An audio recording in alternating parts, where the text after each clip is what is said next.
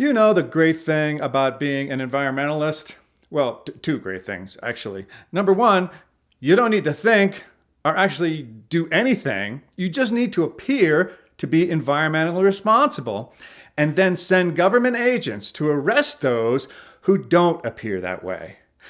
Number two, there are absolutely no consequences and no downside. Electric cars are zero emissions. Windmills aren't ugly and don't suck up massive amounts of land or kill rare birds. Recycling doesn't create a whole new waste stream, which is a net loss to the environment. Not to mention our pocketbooks. No, environmentalism has no downside whatsoever.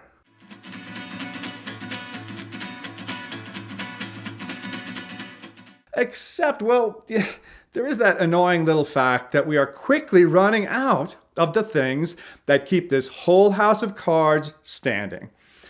As you might suspect, if you think about it for more than about 2 seconds, there actually are some actual materials that need to be actually mined, processed, assembled, transported in order to create solar panels, windmills, and other harebrained schemes these environmentalists come up with.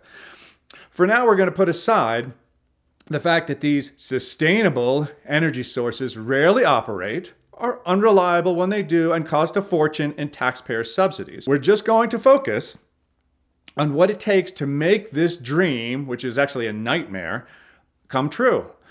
Because of a tsunami of taxpayer subsidies, construction of wind and solar power sources is exploding, as is, shocker, the demand for materials needed to make them. The two main types of green energy, wind and solar, as well as the batteries that power electric cars, for example, all use great quantities of rare earth minerals, which is actually a misnomer because while these minerals do come from the earth, most of them are actually not all that rare. What makes it a problem, and I'm sure this is going to come as a shock, is not that the materials aren't there.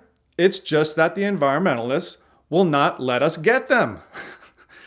If you look into this issue, you'll see pretty quickly that the main reason given for the collapse of the rare earth metals industry in the United States is that it was not cost competitive, which leads to the question, or at least should lead to the question, why was it not cost competitive? The rare earth minerals industry in the United States is not currently competitive with the same industry in China, because the U.S. industry has been buried by environmental laws which make it nearly impossible to actually extract rare minerals here in the United States, despite plenty of available reserves. This is much like the challenges facing the nuclear industry, which, by the way, if one is really concerned about climate change, this is a far superior way to combat it. Nuclear power is prohibitively expensive because it is literally the most heavily regulated industry on the planet. But rare earth metal mining is giving them a run for their money. Now, I hate to admit this, but I can be just as petty as the next person, and it is currently causing me great joy to once again see the environmentalists twisting themselves into knots while they simultaneously try to promote their sustainable energy boondoggle and oppose the production of materials needed to make clean energy a reality. But not quite as much joy as it would cause me to see this problem solved. Because I do wish to avoid this crisis, not to boost the green energy sector, but because of the reality that there are occasions when rare earth minerals are used to make things that are not stupid. Riding possibly to our rescue with a mighty cry of hi-ho silver comes the great state of Texas, where they seem to have this crazy idea that a solution to our supply problem with rare earth minerals might be to possibly, who knows, actually dig them out of the ground. Next thing you know, those wacky cowboys might be trying to make sure that the people who vote are actually alive and that the people who come to live in Texas are actually Americans. It's crazy stuff.